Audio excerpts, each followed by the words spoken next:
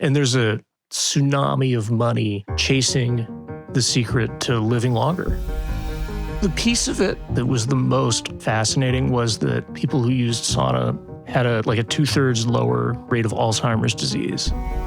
Instagram is full of these influencers. One dietary expert tells you to be a vegan, another one tells you to be a carnivore. Yeah. What do you tell people who are trying to make sense of what they should do to be healthy? Bill Gifford, what's the secret to longevity? Getting hot and sweaty. So who would have guessed? You wrote with Peter Attia, Outlive, and the reason I know you is because I read that book and I admire the writing. And I want to get into Outlive, how you wrote that. But before we get to that, the reason we're here is to talk about how Hotwired, how the hidden power of heat makes us stronger. Why, after writing Outlive and exploring all these facets, going to the gym, rapamycin, metformin, all these sort of anti-aging / longevity bro strategies, you emerge from that experience and you write a book about heat. Yeah. Why? It was kind of like a loose end as far as like data around longevity interventions. We knew there was this Finnish data around sauna use being potentially beneficial. And we kind of, I kind of didn't know what to make of it. And so I just kind of left it. And then it started to bug me, like there must be something there. And interestingly, like after we finished Outlive, I started kind of going to my gym sauna just a few times a week. And I started to like get it because I felt better. So that's interesting. Like my body feels better, my mind feels better. Maybe I'll go look at the sauna stuff again and see what there is. For a while, cold plunges were all the rage. Yeah. But now it seems that saunas are what we ought to be doing, where we ought to be spending our time if we want to live longer. I think so. I mean, cold plunging is exciting and people get a charge out of it and you can tell people about it. So there's that. Yeah, you kind of brag, I'm tough. Yeah, and it gives you an adrenaline kind of boost. Some people, I happen not to like it. There's decades worth of research on Finnish sauna, especially showing that sauna use is correlated with better health outcomes, less heart attacks, less cardiovascular disease, better heart function. It's like exercise in a way without exercising, lower rate of Alzheimer's disease and dementia, mental health benefits. Yeah, it's like... Plus you feel good. Yeah, and you feel good. And you get like a reset. Yeah, mental reset. You traveled to Finland and spent a good bit of time with some sauna enthusiasts. Why did you go there, and what did you learn? Finland is like the sort of purest incarnation of or version of this kind of heat therapy that is practiced around the globe, right? So Finland is the place in Europe where sauna and heat bathing survived after the Catholic Church essentially tried to abolish it everywhere else.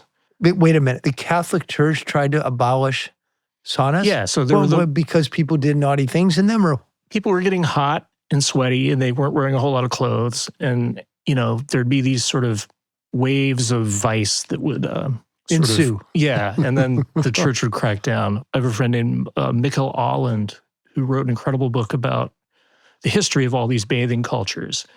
And the history of sauna is really interesting because it really is like the church would really sort of crack down on this stuff and then drove it up into the far wilds of Scandinavia. Was there one statistic that stood out in your head? Or I know you've written another book about longevity called Spring Chicken, but was there a indication that taking saunas can add to your life expectancy? What was it that triggered this worldwide journey that you made? The piece of it that at the outset that was the most kind of fascinating was that these studies also found that people who used sauna a lot and like every day, which is a lot, had a 2/3 lower rate of Alzheimer's disease.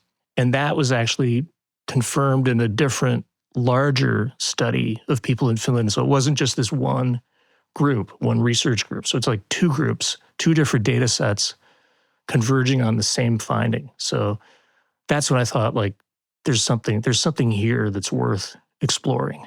And when you sort of put in simple terms, I go into a sauna and I spend 15 or 20 minutes there at a certain temperature. What's going on inside my body? So it's almost like you're exercising. So your heart rate accelerates. Your body's trying to cool itself off. So your heart rate speeds up. Your brain is sending blood to your skin to try and radiate that heat out of your body to maintain a steady body temperature. So your arteries are expanding. Yeah, dilating, endothelial function is improved, blood pressure drops over time. Stress hormones go up and then they go down in the long run. So it's like you're exercising, almost identical. Wow, but not fully identical. Yeah. You're not using your muscles. Yeah, so it's easy exercise, and for people who can't exercise, right, or aren't able to do vigorous exercise, a sauna can be a reasonable substitute. In Outlive, you spoke of several dozen different strategies for living longer. I think foremost among them is building muscle mass. And right. Where do you put taking saunas in the rank order list of what I can do to lengthen my life? In the sort of hierarchy of lifestyle interventions or lifestyle domains, when I started writing about longevity and health, it was diet and exercise, right? That was kind of that's all people. Yeah. And then sleep crept into the conversation about 7-8 years ago. I think heat actually belongs on the shelf or in the toolkit with them. In some ways, it feeds all of those different domains, right? It's like exercise. It can be an adjunct to exercise, helps you sleep. And there's some suggestion that heat exposure can suppress appetite as well and improve metabolism. So have a sauna in the afternoon, don't eat as much at dinner. Yeah. Possibly. Possibly. And in your research, what is the ideal prescription? What temperature, what kind of sauna, and how long should I stay in it? Or what's the range? That's a question that there's not really a definitive answer to. I think there are a lot of people out there, in influencer land who say you need to do it at 180 degrees Fahrenheit for 19 minutes. That's really based on one questionnaire that some study subjects filled out once in the 80s. This is all based on this big heart attack study, the heart disease prevention study that they did in Finland starting in the 80s because Finnish guys were dropping dead of heart attacks. Yeah. Famously, the highest cardiovascular disease in the world in 1972. Yeah. And then there was a British doc who wrote some stinging letter to like the Lancet or something saying like, well, they're having heart attacks because they use sauna. Ooh. And the Finns got really... Never mind the fact that they chased their pork stew down with milk. Right. Exactly. And the Finns got super offended by that. And so they started researching like, what does sauna do to health and cardiovascular health? And then they had this big heart disease study going on, and the sauna correlation kind of emerged. And it's a correlation, right? But it's a strong correlation. It's a 50% reduction in these guys, and they weren't a very healthy population. 50% reduction in chance of getting heart attack. Yeah. That's huge. Yeah. And how often did these guys take saunas? The most frequent group, they said they did it like every day. Wow. So the top group was like 4 to 7 times a week, which is a lot. Like I don't think I could survive sauna every single day. That's a lot. Try to synthesize your grasp of the literature and your experience in Finland. I understand you got up to Duluth, Minnesota, around there. Yep. Shooting from the hip, Yeah, what would you kind of suggest for probable benefits? Yeah, so as far as like a prescription, right, 180 degrees Fahrenheit is like a kind of a sweet spot.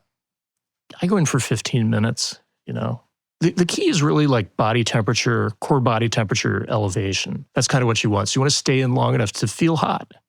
And you wear the hat. For those of you who can't see me, I just put on the hot wired sauna hat. I look very sophisticated Yep. right now. They're very fashionable now. I'll be wearing that around Hollywood later tonight. But why wear one of these hats in a sauna? Why It cover your head? protects your hair, but it also So keeps- will your hair fall out if you sauna too much, maybe? they say it's like not great for like the hair quality, so you get like breakage and all that kind okay. of stuff that people with more hair than me care about. But the real benefit is it keeps your head actually cooler, because your head, if you think about it, your head's at the hottest part of the sauna because you're You're up higher. up higher. And so it actually keeps your head cooler so your body can take more heat.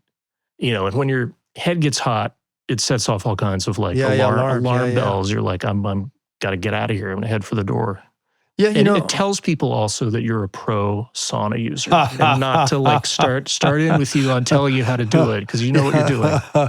You get the best seat in the sauna. Yeah, He's the pro. I love that. He knows what he's doing. Being in this world of longevity, and it's not as much now, but a few years ago, there was such an obsession with cold plunges. Yeah. And is there any good evidence that cold plunges reduce cardiovascular disease or help you live longer? No. None. There are studies of cold plunging and cold water immersion, as it's called. They tend to be small. They tend to be somewhat biased. People going in. Funded by the cold plunge company. Yeah. The data is just not as robust as the data around heat. I mean, physiologists and sports scientists have been studying heat for a century. People have been studying sauna for decades. You may or may not know this about me, but I actually bicycled across the Soviet Union I do know that. in 1990. And for much of Siberia, there's no showers. There's no bathtubs. Yeah. The one day a week you get clean is on Saturday, which is banya night. That's what they call saunas, banyas. In the morning, they would build a fire in the stove and let that fire go all day long. And the sauna gets about 200 degrees. And it's usually made out of logs and covered with mud. And you sort of duck into this thing. It's dark in there. And just, you cannot believe that you can survive this heat. And that you're going there naked and you take turns laying down while one of your sauna mates takes birch branches, dips them in this sort of methylated water, and then flogs you with it. Flogs you? Yes. Did they not like you? No, that was the highest act of hospitality. If they flogged you, and that brought the blood up even further to the surface. Wow. But it was exquisite pain that very quickly metabolized into pleasure. But in the process, you also got clean. Yeah. And I biked across the Soviet Union with the biologists there who, and they're all written in Russian, so I wasn't able to translate them. But he said that Russian data showed that people who take regular banyas actually have a stronger immune system. They have less disease. Yeah. I don't know if you came across that. That's a common finding, and that's a common old school finding, not just in the Russian, the German literature also. And in the Germans, they call this phenomenon hardening. So your immune system became hardened. And I think, interesting. Actually, I think that's where the cold part might have played a role in terms of like, places like Siberia, right? You need to be adapted to the cold as well, right? Yeah. Maybe even more than the heat, right? And so possibly— Either way, you're adapting. You're adapting up and then these temperature extremes. Yeah. And I think maybe I'm speculating, but maybe it made people less vulnerable to respiratory illnesses. That said, the heat part does activate like certain immune cells, and that's been shown. I like to think we are birds of a feather in so much as we're both sort of participatory journalists. Yeah. We go out and experience it and then write about it and then fold in the science as we go, as opposed to, and Hotwired is an excellent journey where you take us to Finland, you take us to Duluth, Minnesota. What, in writing this book, what was a highlight for you? Definitely the trip to Finland, and we just got a little taste of the sauna culture. And the first sauna we went into in Helsinki, my partner and I, and she's part Finnish, by the way, we just could not believe how hot this was. This is like a whole different league, a whole different ball game. And I started thinking like, maybe this is too much. maybe this is a little too tough. Yeah. And then You're cooking me. a few more days, we experienced it in all kinds of different settings, like a resort, a party weekend at a resort. And finally in this old school place in a city north of Helsinki that's known as the sauna capital. I was in this like 100-year-old plus sauna with like plaster walls and crude benches and a gigantic furnace and squeezed in with all these like naked Finnish guys. A lot of white there, I'm guessing. Yeah, we were all very somewhat fleshy. And suddenly like the steam was amazing. And it's suddenly like I got it. It was like if you drank like a fine Burgundy for the first time. And you're just like, wow, okay, this is on a different plane. And so that's when I kind of like got it. That's a very interesting metaphor because I would never think being crowded in with a bunch of white Finns in a hot box. It was the steam. It was like magical. The bouquet. And it got less crowded, I will say. Yeah. So eventually what happened was the guys got their like dose of heat and then they retired to the locker room and they started having like a discussion. In Finnish, I didn't understand it, but they were having this like intense back and forth discussion. And the person I was with who kind of runs the sauna was like, that person's an architect and they're a politician and he's a drug addict. And oh, wow. So it really brought people together. He's a, worker or whatever. And yeah, it's all different kinds of people. In my travels to the world's blue zones, I've seen that the longest lived people don't just have healthy diets. They have a clear sense of purpose. They know why they wake up in the morning. And that's why I appreciate the perspective of Thrivent. They're a financial services company that believes money is a tool, not a goal. Through purpose-based advice, investments, insurance, banking, and generosity programs, Thrivent can help you create a financial plan that reflects your deepest values. It's about more than just a bank account. It's about supporting the people and causes you love. With over 120 years of experience, Thrivent is a Fortune 500 company that actually puts generosity at the heart of what they do. When your finances align with your purpose, you're not just planning for the future, you're living a life that means more. Learn more at Thrivent.com. We joke in Minnesota that we only have 2 seasons. Good sledding weather and bad sledding weather. And right now it's summer, which means bad sledding weather, which means it's officially time to head up to the cabin. I personally am looking forward to packing up and heading out to some quality time by the water. In fact, a few years ago, and thanks to Airbnb, I found a place where my entire family could stay for a weekend on the water. We had a fantastic time. We would not have found it if we didn't have a place like Airbnb to find just the right place for our family. But heading out to the cabin means leaving my home in the city completely empty. And honestly, letting an empty house just sit there just doesn't feel very practical. That's why I list my space on Airbnb while I'm out of town, because it makes sense. It's a very practical way to earn a little extra money.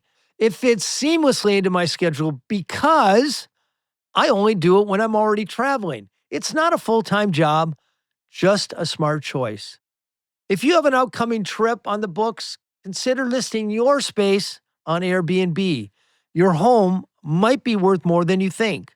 Find out how much at airbnb.com/host. What was the most surprising thing you learned writing Hotwired? That heat can have mental health benefits. Really? Yeah, there are people who are studying whole body hyperthermia, they call it, as a potential adjunct to treatment for severe depression. So there's all kinds of interesting stuff around this. Like people who are depressed, like don't sweat as much. That's something that's been observed. They tend to run a higher body temperature, which is weird. Yeah. So their thermostat is kind of off. And so somebody decided, okay, we're going to just heat people up and these depressed people up and see what happens. And it turns out that like their depression symptoms got cut by like 40% and they stayed down. They stayed like happier. So if I'm suffering from depression, what sauna prescription would you give me? I don't know. There's no downside to it, is there? No, I mean, look, maybe 4 times a week, 180 degrees, 15 minutes type of thing, or? Yeah, I mean, it's all connected to like raising your body temperature. But I mean, what frequency? these protocols in severely depressed people, they lasted weeks. The effect lasted for they checked back. But what did they do? How often and how much did they sauna? So they got their body temperature up to 101.3 Fahrenheit, which seems to be the magic number where a lot of heat adaptations happen, heat shock proteins, and also some of these antidepressive effects seem to take place. In general, I know body types are different, but how long do you have to stay in a 180-degree sauna to get your body up to 101 degrees? It depends how range your body size. People aren't going to go into a sauna with a thermometer and put it in their butt. They're not. I did that so you don't have to. But a really effective way to get your body temperature up is also a hot tub. 45 minutes in a hot tub will do the job at 104 degrees. 3 times 15 minutes in a sauna with little breaks could do it. A hot yoga class can do it. I think that's why hot yoga is popular. Why people do it, they keep coming back. They get a psychological boost. And it may make them feel better for weeks. Yeah. Or relieve depression for weeks. That's very interesting. Yeah. That's kind of a headline we ought to just pause on. So get your body temperature up to 101 degrees, either through taking hot baths, 104 degrees, a sauna at 150 or 180 degrees, 2 sessions of 15 minutes, or do hot yoga. And it might be the best, safe antidepressant you could possibly take. That's editorializing on my part. Yeah. When you have your own podcast, you get to do that. I'm not making prescriptions for people, but it is interesting to observe that people keep gravitating to these practices, and I think they're not doing it. That's right. Yes. To lower their blood pressure. I think people just do it because it makes them feel better, makes them feel more comfortable in their skin. I think you're onto something. My Blue Zones work, when I go into these 5 different areas where people live the longest, and I look at the practices they have in common and that correlate to longevity, they've all been around for hundreds or thousands of years. Yeah. And I've sort of developed this theory that things that are good for us last.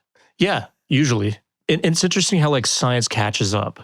Yeah. It's oh yeah, the oldest evidence of sauna-like practices is 12,000 years old. Wow. Which is unbelievable. They found rocks that had been heated and cooled and heated and cooled. In Spain. Wow. Yeah. 12,000. That predates agriculture. Yeah. Yeah. Somewhat. So let's go backwards and then go forward. So you've been a freelance writer for much of your life. Yeah. And you wrote for Outside magazine. Yeah. And various others, Men's Journal, Men's Health, Bloomberg Business Week, bunch of magazines. I'm drawn to Outside because Outside magazines produce some of the best outdoor writers. Oh, yeah. We said David Quammen and Cahill, Tim Cahill. Krakauer, of course. Bill Gifford. So you're a real writer. You're not just I probably get a book a week from people who've, written their secret, the health solution or whatever it is. Yeah. And, they're just kind of slapped together in their regurgitation of the available research. But you do your research, you go on experience, and then you weave a good tale. And that's a disappearing breed of writer. And magazines are disappearing. The outlets for that are disappearing. Yeah. The 70s, the Esquire was a great outlet for that. Men's Journal was very good when that was around. And describe your writing career. What's the arc been? I started out at Dartmouth College as a physics major, quickly hit the wall with math, switched to being an English major, and then started reading nonfiction. And Outside magazine was a big influence, and along with Esquire and all those kinds of things, and wanted to be a narrative nonfiction writer. And then, fast forwarding, I worked at alt weeklies and built up the writing skills and reporting skills and, how to go to, I was in Washington, D.C., where I grew up.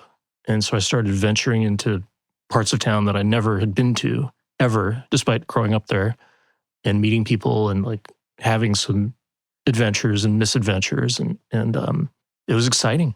I mean, it beats having a real job, you know? And then the health thing, I was approaching 40. Things were changing. Like I'd been an athlete and athletes are kind of aware of like age-related changes before other people. And so I got fascinated by the science of aging. Or first I got fascinated by the quacky science of aging. And I went to some like quacky-ish conferences and people are advocating stuff that might be more harmful than beneficial that we don't have to get into. But then I sort of got on the track with actual aging scientists and the biology of it was just kind of so fascinating that's when I decided to write a book about. My first aging book, Spring Chicken, was really about people trying to solve the problem of aging in different creative and often sometimes misguided ways, sometimes intelligent ways. But it's a problem that affects everybody. So I thought, this is a good subject. And what did you take away from Spring Chicken, your book, that you maybe put to work in your life or that you thought works when it comes to aging well? The biggest takeaway personally from Spring Chicken was that your most important asset as far as longevity is actually time.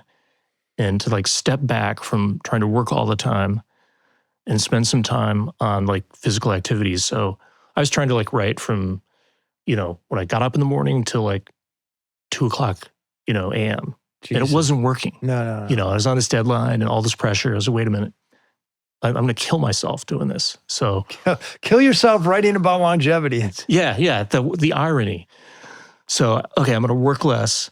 I'm going to make myself go for like a bike ride every day, hour at least, and also make sure I slept as much as I needed to. That was the big one. And it was just overnight, like the writer's block went away and the writing got better.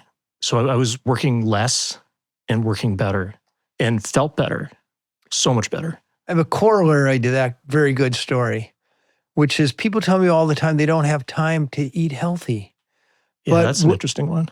But the average American loses somewhere between 6 and 10 years to eating the standard American diet. Yeah. So actually, if you took the time to cook healthy, and you took that extra 10 years and you averaged it back in your life, you'd have an extra 3 to 4 hours a day, depending on your age, to do whatever the hell you want to do.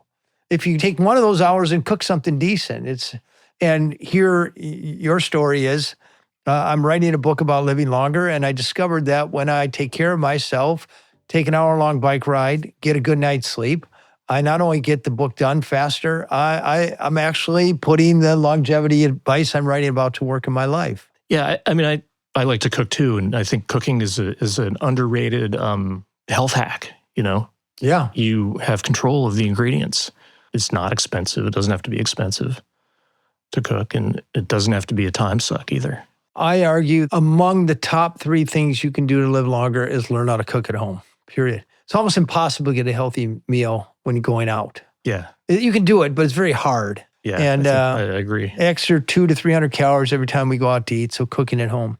So how did you end up meeting Peter Attia or vice versa, and what sequence of events that led to you writing Outlive? He approached me back in 2017. How do you know you?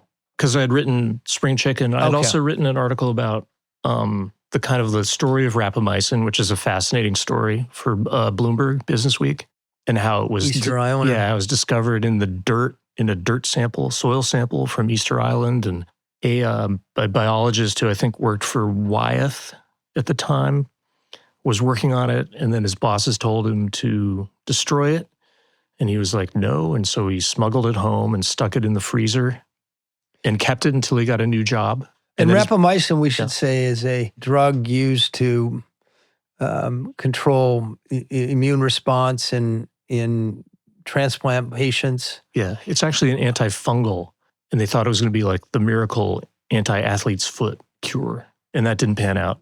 But then it turns out it also shuts down some like key growth pathways in the cell that like affect aging. So they affect how we grow, but that's also entwined with getting older. It's used as kind of an anti-aging drug by some. Not by me. Yeah.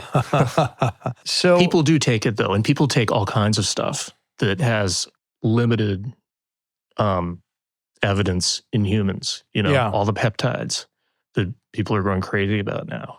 Like you don't know what you're getting in that vial or where it was made, who made it, what the factory looked like. So there's another longevity expert who will go unnamed who got stem cell injections that gave him a terrible infection, sepsis, almost killed him. yeah. And we don't hear about that. We hear my shoulder, I couldn't use it, and I got stem cells, and now it works. But we don't hear. I had a neighbor in Miami, went down for stem cells in Mexico. Yep. Billionaire. Yeah, they like to do that. He never came back. Really? The way his body reacted, his blood coagulated and caused a clot and killed him. We forget about the risks when we go after these. There's no, unless you correct me on this, there's no pill, supplement, injection, genetic intervention that's been shown in humans to slow, stop, or reverse aging. Right. And one problem is it's hard even to sort of measure aging and biological age. We don't have a good measure. It's a slippery concept. So we're experimenting on our own bodies with drugs that are unproven, that first of all, we don't know if they work. And second of all, we don't know the downside to them until I think it's way more likely you're going to experience a downside than an upside, at least when it comes to longevity with these. Yeah. I mean, another issue is that, especially now, a lack of well-targeted research funding into healthier living and healthier aging. Most of the budget for the National Institute on Aging, I don't know what the current administration has done to it, but it went to Alzheimer's disease, chasing theories of Alzheimer's disease that haven't really panned out. We had two of the top brain doctors in the world on the Dan Buettner podcast, Dean and Aisha Sherzai. They said if you end up with dementia, a full-blown dementia or Alzheimer, there's no drug that works. However, it's about 60% avoidable by doing simple things like the most powerful, getting just 20 minutes of exercise a day, 44% drop, eating a dose of green leafy vegetables every day, another 17% drop in chances of developing dementia, and getting 7 to 8 hours of sleep. None of them cost anything. There's no pharmaceutical company's going to make any money off of you, but the research is very rock solid on. Yeah. Hard to monetize those things. Yeah. But easy to do them. And sauna, bringing it back to sauna. There we go. That again was a really compelling finding that people who use sauna frequently had less Alzheimer's disease. So we can speculate. What was the statistic around that? 2/3 reduction. That's huge. Yeah. And this is an unhealthy population. But then in a slightly more average population, there was still a reduction on the order of like 25%, which is still huge. So regular saunas, 180 degrees or so for 15 minutes, you saw in significantly sized populations, the chances of developing Alzheimer's disease drop somewhere between 25 and 75%. Yeah. That's amazing. Yeah. Note to self. Yeah. So just wear the hat. Just wear the hat. Be sure to wear the hat. Just wear the hot wired hat, which makes you the computer. Yes. It makes you look sophisticated too. All right. So Peter calls you up after writing these articles, and then how was the process of writing Outlive? We got together for dinner in New York, and he was doing he did all these like N of 1 experiments. So he was doing a fasting experiment. So I only eat one meal a day. And so he ordered like 4 entrees at this Turkish restaurant. I was like, well, this is going to be interesting. Yeah. So we started. It took like 5 years, and it was a lot of information. I read Outlive and I loved it. I loved it mostly because I disagreed with much of what's in there as far as a longevity solution. Theoretically, they work. Most of us know the right things to do, but where it falls apart is how you do them for long enough so you don't develop the diseases that foreshorten your life.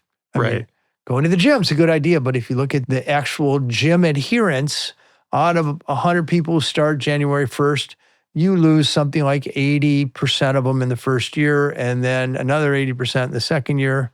So it doesn't matter. I don't personally, I don't love the gym either. Like I'd rather be exercising outside or, building it into some kind of activity or a game. I know that you need to do the strength stuff. And so that's kind of like my Achilles heel. But I think a problem people run into is they kind of go for the goal. They set the goal that's like maybe unrealistic. And I think there's a lot of perfectionism in that sort of health influencer world. And people think you have to be like that person, right? Have your VO2 max at this like Greg LeMond level, or be packed with muscle. But really you need like a system and a way to kind of build it into your life. And that's kind of what I like about the Blue Zones. I mean, the whole thing is a conversation, right? You started a conversation with the Blue Zones around integrating healthy practices back into our lives, right? And so Outlive is another piece of the conversation, like how do we set metrics? How do we set goals? Say a little bit more about the process of writing it. Did you interview Peter and then go back and write, and then you talked about it, or what was the writing process? It was kind of like taking idea frameworks and a lot of data, a lot of research, a lot of studies, and trying to find ways to put it into stories, essentially. That's really the art, because people remember stories, and my job is to put it into like a coherent structure that people can follow. So you have to have through lines, right? What were some of the through lines in Outlive? I'll just take one example. Did a big chapter on Alzheimer's disease, which, as you noted, has no treatment, right? And so let's chip away at that. Let's look at the theory that the treatments that the drug companies are trying to develop. What's the theory that they're based on? Let's look at some alternative theories. So there's an idea that it's like vascular in nature, right? So it has to do with like the brain vasculature kind of crapping out. And so you don't get enough energy to the neurons. So let's look at those theories. Let's look at what data we have on prevention. Since we can't treat it, let's figure out how to prevent it and how to reduce risk. And so kind of creating a through line. And then how can you apply it to your own life? And there's these like interesting and often like neglected scientists out there, doggedly pursuing the theory that's not fashionable. And those guys, those women too, always have like a great story. Yeah. And they're often doing meaningful research. Yeah. I think to date, Outlive sold something like 4 million copies. Yeah. I mean, you were the guy with the finger on the keyboard, conjuring that book. How do you explain its enormous success? It's really well written. But what's it? Yeah. How do you write? I'm being facetious. I mean, no, you're not. It's good. Actually, it is well written. There is a hunger for having kind of all this stuff in one place. I think that's one reason. Credibility, I think. We tried to be, rigorous in our approach. Here's what's interesting, like as far as like American society, we have the boomers on one end who are like getting older, right? But also millennials are in their 40s, 30s, 40s, and they're starting to feel it. They're starting to become aware of their mortality. Yeah. And I think there's this convergence of generations that are both getting obsessed with health and longevity. Like I've heard of 30-year-olds, 25-year-olds reading Outlive. But and other books on longevity. There are thousands of books on longevity. I've written 12 of them or something. Yeah. What was it about Outlive that captured the zeitgeist that made it work? I think COVID had something to do with it. I mean, people blame everything on COVID, but COVID reminded people very dramatically that like we're not immortal and we're not really in control of our health. And people, you couldn't see a doctor for a period of time. And so I really feel like people wanted to reclaim, and it's not just Outlive, this whole like explosion of interest in health and longevity society-wide, I think is an outgrowth of that, people wanting to reclaim some agency and realizing that like your doctor's not necessarily going to help you live to be 100. Doctor's going to be there when you get sick. Yeah. Doctor ain't going to help you get sick. So what of the longevity advice in that book, what is it that still endures for you? Strength, super important. Sleep. That's a problem I haven't quite solved for myself. Sleep is tricky. And as I was writing the sleep sections and consuming all this data about how poor sleep or irregular sleep, has all these, adverse health consequences ranging from insulin resistance to poor mental performance to, whatever. Obesity, dementia. So I would lie awake at night, unable to sleep because I'm thinking about how important sleep is. So I had the Aura ring, right? I just forget it. We're breaking up. Took it off. I can't be lying there worrying about. Yeah. And so not obsessing about numbers and scores. I can't be lying awake worrying about feeling the ring on my finger and worrying about like my 51 sleep score that I'm going to get. Yeah. It's capturing this. Not only am I not sleeping, I have a record of it. Damn it. And that's part of what drove me into like sauna, like all the stress around that kind of, that whole project. And what were some of the things in Outlive where you say, it's not going to stand the test of time? I think like having a high VO2 max is important. I just don't think, I don't know, are you going to set like a definite goal of like a elite VO2 max? It'd be great. Like I tried to have one for a long time when I was an amateur bicycle racer. It wasn't happening, right? Had a decent VO2 max probably. But I think for majority of people, I think a different message is to say like, take where you are now and let's get better. So let's move you from the below average quartile to the above average group. And that's a huge win. And most people are not very fit. Most people in America don't do the really basic stuff, the really easy stuff, minimal exercise. It doesn't take much to have like a huge effect in unhealthy people. So, if I was going to write like a longevity book now, I'd write a book about like taking the least healthy group and moving them up to the middle. How to do that. There was a quote, which I still remember from Outlive, that going from 0 physical activity to 20 minutes a day adds about 3 years to your life expectancy. Yeah. That's amazing. There's no pill out there that can do that. Nope. There's no superfood. Most doctors can't do that for you. And almost everybody listening right now who are on the couch can walk to their coffee shop or walk twice around the block and add 3 years to your life expectancy. That was a number that blew me away. Yeah, I think walking is great. Healthiest thing I do in a typical day sometimes is if I do nothing else, I've at least walked my dog. By the way, I call a dog a blue zone longevity hack. Why? Because the dog needs to get walked every day, and so too does the human. Yep. My dog walks me 3 times a day. And what are the longevity hacks that worry you the most that people hope that was probably not something people should do? I'm fascinated by Rapamycin. I would never take it myself, but I think it's something that should be studied. But people get a little bit ahead, out over the skis, and they want to take something like that, or like the peptides, or supplements. I'm not a huge supplement fan. And I think they're underregulated and understudied.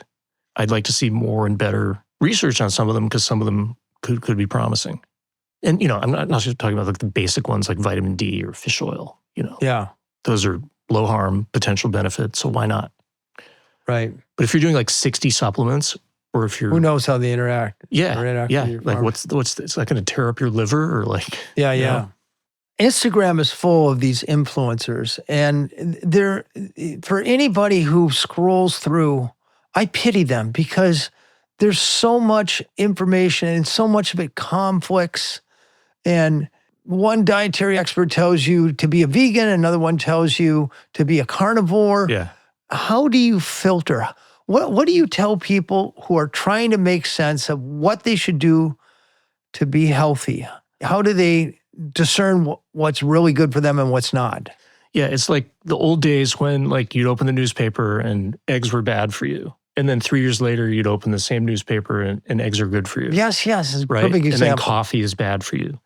And now it's happening 9 times a day in Instagram Reels.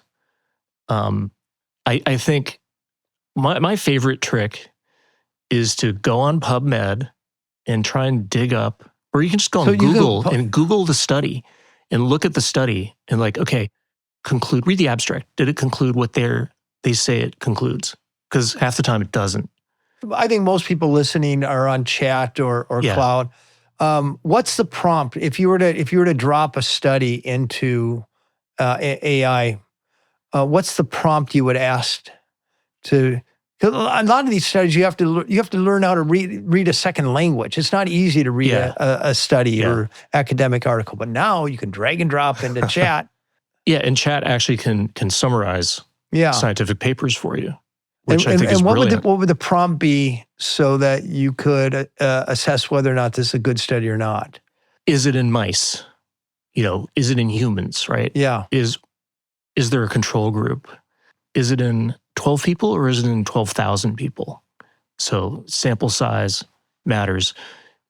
How big of an effect are you observing? So if it's like a 6% increase or decrease in the risk of something, in an epidemiological study, or if they're observing like eating macadamia nuts versus almonds, it's not that big of a difference, right? So you can kind of throw that away. If it's 12,000 people and it's like a 75% difference, maybe pay attention. That's a great piece of advice. It used to be hard to like sift through all that, and it's less hard now. I got a text yesterday from my old realtor. She knows I'm a bit of in the longevity space, and she's a smart woman. She writes, "My husband's starting to show signs of dementia, and I got online and got the Bill Gates brain honey, which is from Sardinia, and I bought a 3-month supply. And I know that you studied Sardinia. Have you heard of this brain honey? Should I be?" And I just dropped the whole thing into chat, and right away, chat said, "This is bunk. Wow. Bill Gates has nothing to do with brain honey and the real research." And it just kind of underscored how easily people can be misled in this firestorm of sometimes good information, but a lot of bad information. Yeah, and there's a tsunami of money chasing the secret to living longer. Yeah, and so there's lots of people out there billion a year waiting to scoop it up. In our healthcare system, a lot of that money, we famously spend so much money, a lot of that goes to the wrong people too, right? A lot of middlemen and, that kind of thing. Yeah. But caveat emptor. Buyer beware. Buyer beware. And in all your research on longevity or in Hot Wired, Spring Chicken, and Outlive, have you discerned a diet for the long run? Oh, diet's tricky. There's like lots of feelings and dogma around diet. I try to stay away from diet, honestly. I try to eat, my favorite diet is French food. They eat a lot of vegetables. They eat some raw vegetables. They have some nice vinegars, right? In their salad dressings, they have some fermented food. Fermented stuff. They have a balance of starches, proteins, legumes that taste good. And wine. So I'm being a little bit facetious, but I'm not sure there's one superior diet. I mean, Japanese people seem to live a long time. Mm-hmm. So maybe that's a good place to start. And very different diet. Yeah. Although eat lots of rice. Lots of rice. Yeah. I was of the 15 subnational regions that have the highest health-adjusted life expectancy in the world, highest. All 15 of them are in Southeast Asia, and all 15 of them eat every day white rice. Wow. And we're told that white rice is this horrible starch and it's going to get you fat. People aren't fat. They have, in some cases, 1/10 the rate of obesity that we do in the United States. So. And as a bonus, white rice, to me, just has a little bit of a nicer feeling. Like I like eating that more than brown rice. Yeah, so brown rice is sort of a virtuous, that's a classic example though. It has this sort of halo around it. Brown rice has more fiber, but it's actually not part of, I don't think Japanese people eat brown rice. No, so they much. don't. Yeah. And of course, some studies suggest that the husk absorbs arsenic from the land, and so you're getting a toxin every time you eat. It completely changed my Chipotle order. So what's on your mind now? Are you just out promoting Hot Wired, or are you thinking of another book? All this talk about longevity and research about longevity, and I'm getting older myself, and I'm starting to think about how can I have like a life that's meaningful, right? In addition to healthy longer. I probably have pretty decent genes as far as like living a decent long life. How can I make that meaningful? How can I have a better impact on other people? How can I be more social and, make new friends, recover potential old friendships, that kind of thing. I don't know if that's a book. In my opinion, that's a one of the 4 legs of longevity. It's your relationships. Definitely. And I heard some purpose in there. It's a great pursuit. Yeah.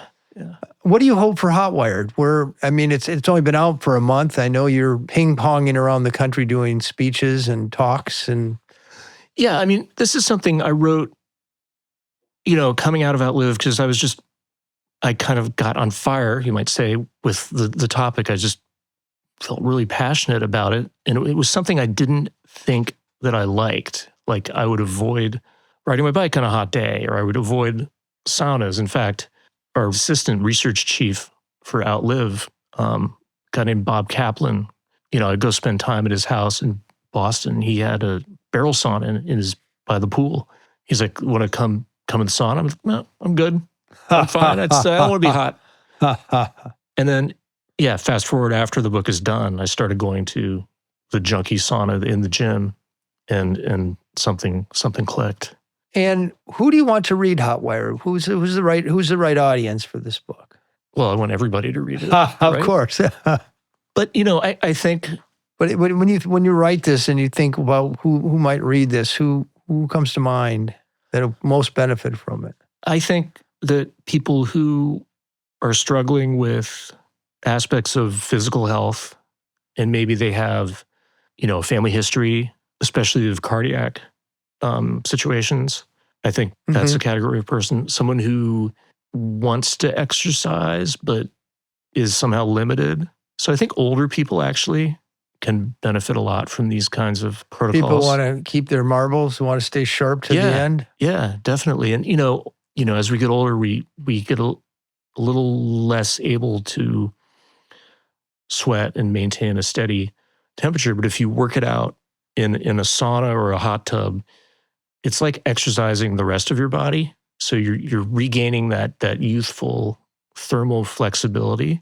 So it's really kind of like, it's almost like a fountain of youth in that sense. Like when you start sweating like a younger person again, and you're more comfortable, right, in hot weather. So going to the sauna literally conditions your body to handle the heat better? Yeah. Oh, Did I yeah. understand So there's that this whole fascinating process of heat adaptation that takes place when you expose yourself to the heat in a controlled way.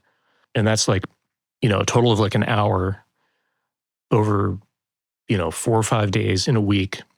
You start to see these like heat adaptations begin to happen. And so your blood plasma volume expands, you sweat more, you sweat earlier, your resting body temperature lowers, which is a good sign for just general longevity and health.